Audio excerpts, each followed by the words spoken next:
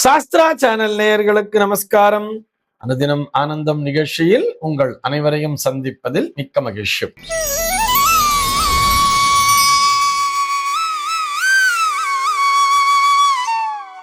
இன்று 3/5/2026 இந்த நாள் குறித்து பஞ்சாங்கம் என்ன சொல்றதுன்னு பார்க்கலாம்.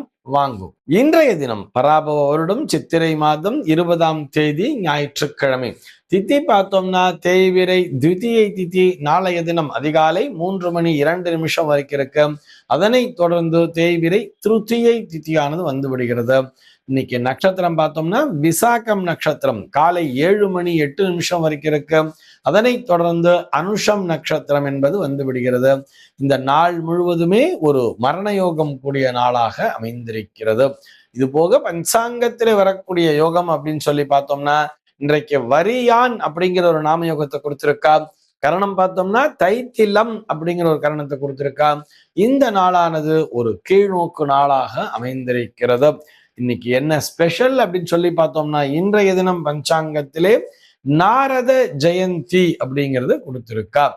சென்னையை பொறுத்தவரை இன்றைய தினத்தினுடைய சூரிய உதயம் என்பது காலை 5:50 சூரிய அஸ்தமனம் என்பது மாலை 6:20 சந்திர அஸ்தமனம் என்பது காலை 6:46 சந்திர உதயம் என்பது மாலை 7:50 சம்பவிக்கிறது.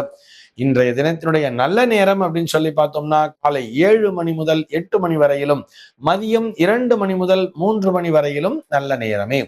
சென்னையை பொறுத்தவரை இன்றைய தினத்தினுடைய ராகு காலம் என்பது மாலை 4:47 முதல் 6:20 வரையிலும், யமகண்டம் என்பது மதியம் 12:05 முதல் 1:39 வரையிலும், குளிகை காலம் என்பது மதியம் 3:13 முதல் மாலை 4:47 வரையிலும் சம்பவிக்கிறது.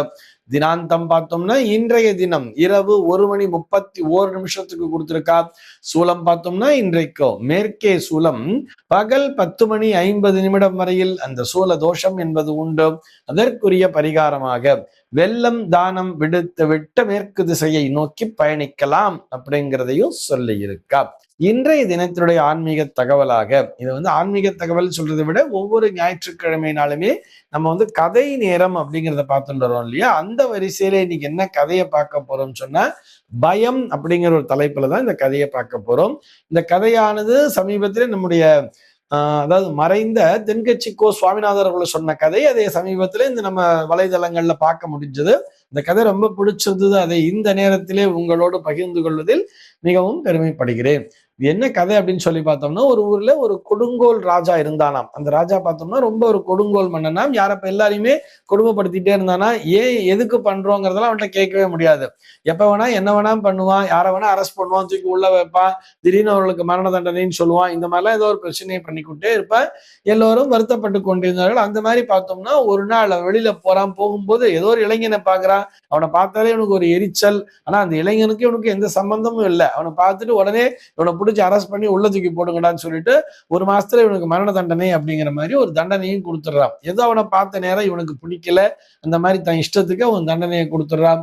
அவனுடைய உறவினர்களாகட்டும் நாட்டு மக்கள்களாகட்டும் எல்லோரும் போய் அழுது புலம்புகிறார்கள். எல்லாரும் ஒன்னா சேர்ந்து போய் அந்த இளைஞன் ஒரு ரொம்ப அப்பாவி ராஜா, நீங்க இந்த மாதிரி பண்ணாதீங்க, விட்டுடுங்கன்னு சொல்லி எல்லாருமா போய் கெஞ்சின உடனே இவன் என்ன பண்றான்னா சரி பார்க்கலாம் அப்படின்னு சொல்லிட்டு அந்த இளைஞனை கூட்டு வர சொல்றான். அந்த இளைஞனை ஜெயில இருந்து கூட்டிட்டு வந்த உடனே அவன் சொல்றா, உனக்கு இன்னும் 1 மாசத்துல நான் மரண தண்டனைங்கிறது கொடுத்துருக்கேன். இந்த 1 மாச காலம் நான் உனக்கு டைம் தரேன். ஆனா ஒரு கண்டிஷன் நான் இந்த இடத்துல போடுறேன் அப்படின்னு சொல்லிட்டு என்ன சொல்றாருன்னா, இப்ப நான் உனக்கு ஒரு செம்மறி ஆட்டினை உன்னிடத்திலே தருவேன். ஒரு செம்மறி ஆடை தரேன். அந்த செம்மறி ஆட்டிற்கு தேவையான உணவுகளையும் உன்கிட்ட கொடுத்துருவேன். அதுக்கு 1 மாசத்துக்கு தேவையான சாப்பாடு எல்லாத்தையுமே நான் உங்ககிட்ட கொடுத்துடுறேன். கரெக்டா இன்னும் 1 மாசம் கழிச்சு நான் பார்ப்பேன். அந்த செம்மறி ஆட்டினுடைய எடையிலிருந்து 1 கிராம் கூட எடையானது கூடி இருக்க கூடாது. அப்படி 1 கிராம் எடை கூடி இருந்தா கூட நான் உனக்கு மரண தண்டனையை கொடுத்து விடுவேன் அப்படின்னு சொல்லிட்டு சொன்னானாம். இது நீ ஏத்துக்கிறியா அப்படின்னு கேட்கும்போது அவ யோசிச்சுட்டே இருக்க, எனக்கு 1 நாள் டைம் கொடுங்க, நான் யோசிச்சுட்டு சொல்றேன் அப்படின்னு சொல்லிட்டு வரா. வெளியில வரும்போது அழுதுகிட்டே வரா. ரொம்ப கஷ்டப்பட்டுட்டே வரும்பொழுது அது மறுபடியும் ஜெயிலுக்குள்ள போக போறா. அந்த நேரத்துல ஒரு முதியவர் அவனை பாக்குறார். ஏன்பா அழற, என்ன ஆச்சு, ராஜாட்ட தான் நாங்க எல்லாம் சொல்லியிருக்கோம்ல அப்படின்னு சொல்லும் பொழுது அவர் இந்த மாதிரி கண்டிஷனை போட்டிருக்கான்னு சொல்லிட்டு விளக்கி சொல்றான். அவ்வளவுதானே, இதுக்கா நீ கவலைப்படுற, உன் காதை கொண்டா அப்படின்னு சொல்லிட்டு அவனுடைய காதுல வந்து ஏதோ ஒரு விஷயத்த சொன்னாராம். அதை கேட்ட உடனே அப்படியா, அப்படி பண்ணா சரியா வருமா அப்படின்னு சொல்லி இவனும் கேட்கிறான். நீ பண்ணிதான் பாரு அப்படின்னு சொல்லிட்டு அந்த தாத்தா சொன்னாராம். சரின்னு சொல்லிட்டு இவனும் போய் கண்டிஷன் போய் கேட்கிறான் அவர்கிட்ட போய். நான் மறுநாள் என்ன பண்றேன், ராஜாட்ட போறான். ராஜாட்ட போய், ராஜா நான் அவங்களுடைய அந்த கண்டிஷனுக்கு நான் ஒத்துக்கிறேன் அப்படின்னு சொன்ன உடனே சரி இவனுக்கு வந்து ஒரு செம்மறி ஆட்டையும் அதோட சேர்ந்து இவனுக்கு நிறைய, இவனுக்கு அந்த ஒரு மாசத்திற்கு தேவையான, அந்த ஆட்டிற்கு தேவையான உணவினையும் கொடுத்து இவன் வீட்டுல கொண்டு போய் விட்டுடுங்க அப்படின்னு சொல்லிட்டு இந்த காவலாளிட்டுலாம் சொல்லிட்டானா. அவங்க வீட்டுல கொண்டு போய் அவனை விட்டாச்சு. நிறைய உணவு, ராஜா வளர்க்குற செம்மறி ஆடுன்னு தான் சொல்லணுமா, எவ்வளவு சாப்பாடு, நிறைய சாப்பாடு எல்லாம், அதுக்கு தேவையான உணவு வகைகள் என்ன, செம்மறி ஆடு என்ன சாப்பிடும், அந்த தாவர வகைகள்லாம் சாப்பிடும் இல்லையா, அதுக்கு தேவையான புல்லு பூண்டு போக தீவனங்கள் எல்லாத்தையும் கொடுத்து விட்டுறாரு. எல்லாத்தையும் வேலை தவறாம ஒரு மாசத்துல அது எல்லாத்தையும் காலி பண்ணிடணும். அதே நேரத்தில் அந்த அந்த செம்மறி ஆடு தான் சாப்பிடணும், எல்லாத்தையும் அதை கண்காணிக்கிறதுக்கு ஒரு ஆளையும் போட்டு வச்சிடறார். அதுதான் சாப்பிடணும், எல்லாத்தையும் அது சாப்பிட்டு முடிச்சிடணும் அப்படிங்கிற மாதிரி இவனும் டெய்லி அதுக்கு சாப்பாடு போடுறான். எல்லாம் வேலைக்கு போறான், ஒவ்வொருத்தரும் கரெக்டாக சாப்பிடும் போறான், நோட் பண்ணிட்டு போறான். வந்து எல்லாருமே அதுக்கு ஒரு காவலாளி இருக்கான், பாத்துக்கிறான், எல்லாமே நடக்கிறது. கரெக்டா ஒரு மாசம் கழிச்சு மறுபடியும் ராஜா சொன்னார், அந்த பையனை போய் கூட்டு வாங்க, ஆட்டையும் கூட்டிட்டு வாங்கன்னு சொல்லி எடை போட்டு பார்த்தா என்ன ஆச்சரியம், அந்த ஆட்டினுடைய எடை கூடவே இல்லையாம், மாறாக 1 கிலோ எடை குறைச்சே காமிக்குதான். இஷ்டத்துக்கு நிறைய சாப்பிட்டு இருக்குது, வீட்லயே கட்டி போட்டு வச்சிருக்கிறாங்க. இவர் கொடுத்த உணவு மொத்தத்தையுமே அவன் அதுக்கு கொடுத்துட்டா.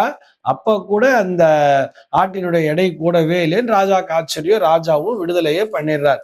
விடுதலை பண்ண உடனே நேரா அந்த இளைஞன் போறான். அந்த இளைஞன் போய் அந்த தாத்தா காலில் விழுந்து நமஸ்காரம் பண்றான். உங்களால் தான் நான் உயிர் பிழைத்தேன் அப்படின்னு சொல்லிட்டு, நான் சொன்னபடி தானே செஞ்சேன் அப்படின்னு. ஆமா அப்படித்தான் செஞ்சேன்னு சொன்னானாம். அப்படி என்னத்தான் இந்த இளைஞன் செஞ்சான்னு சொல்லி பார்த்தா, அதாவது அந்த தாத்தா என்ன சொன்னார்னு சொன்னா, அது உணவருந்துகின்ற நேரத்திலே, அந்த செம்மறி ஆடு உணவருந்துகிறது இல்லையா, அந்த நேரத்திலே அதுக்கு எதிர்த்தாப்புலயே கொண்டு போய் ஒரு ஓநாயை கட்டி போட்டு விடுன்னு சொன்னாராம். அந்த ஓநாய் என்ன பண்ணும், செம்மறி ஆட்டை அடித்து தின்று விடும் தானே. அந்த மாதிரி அந்த ஓநாயை கொண்டு போய் செம்மறி ஆட்டுக்கு முன்னாடி அவன் கட்டி போட்டுட்டு இவன் சாப்பாடை போடுறான். இந்த செம்மறி ஆடானது இந்த ஓநாயை பார்க்கிறது. பார்க்கும் பொழுது என்ன வருது, மனசுக்குள்ள பயம் வருது. அது பயந்துகிட்டே அந்த உணவினை சாப்பிட்டுச்சாம். அப்படி பயந்து கொண்டே சாப்பிடும் பொழுது உடம்புல கொஞ்சம் கூட அந்த சாப்பாட்டினுடைய சத்து என்பது ஏறவே ஏறாது அப்படிங்கிறது தான் அந்த தாத்தா அந்த பையனுக்கு சொல்லி இருக்கார். ஒரு பயம் அப்படின்னு வரும் பொழுது, ஒரு பயத்தோடு உணவருந்தும் பொழுது நிச்சயமாக அந்த உணவிலே இருக்கக்கூடிய அந்த சத்து பொருட்கள் என்பது உடம்பிலே ஒட்டவே ஒட்டாது அப்படிங்கிறது தான் இந்த கதையின் மூலமாக நம்ம தெரிஞ்சுக்கிறோம். நான் ஏன் இந்த கதையை இந்த நேரத்துல பதிவு பண்றேன்னு சொன்னா, நாமும் இப்படித்தான். நான் என் பையன் வந்து நல்ல ஹெல்த்தியா தான் சாப்பிட்றான், நிறைய சாப்பிட்றான், இருந்தாலும் அவன் உடம்பு வந்து ஒரு ஆரோக்கியமான உடம்பாகவே இல்லைன்னு சொன்னா அதற்கு காரணம் என்ன தெரியுமா? இந்த பயம் அப்படின்னா பயத்தினால உடம்புல ஒட்டாதுன்னு சொல்றார். இது போக நாம் உணவருந்தும் பொழுதுதான் தேவையற்ற சிந்தனைகளை மனதிலே வளர்த்துக் கொள்கிறோம். சாப்பிடும் பொழுது இந்த மாதிரி தேவையற்ற சிந்தனைகளோ, ஒரு விதமான அச்ச உணர்வோ அல்லது சோகமயமான உணர்வோ எதுவுமே இருக்கக்கூடாது.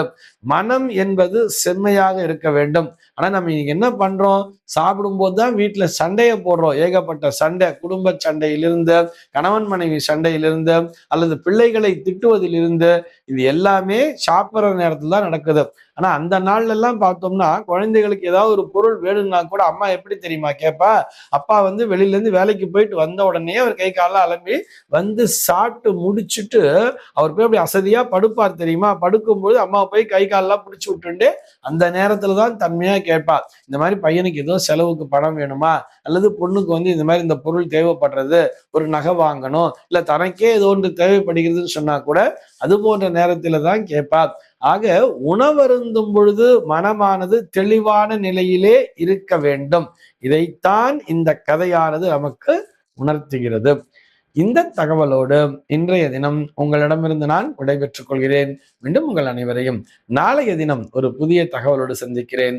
அன்பர்கள் அனைவருக்கும் அனுதினமும் ஆனந்தமாய் அமைய பிரார்த்திக்கிறேன்.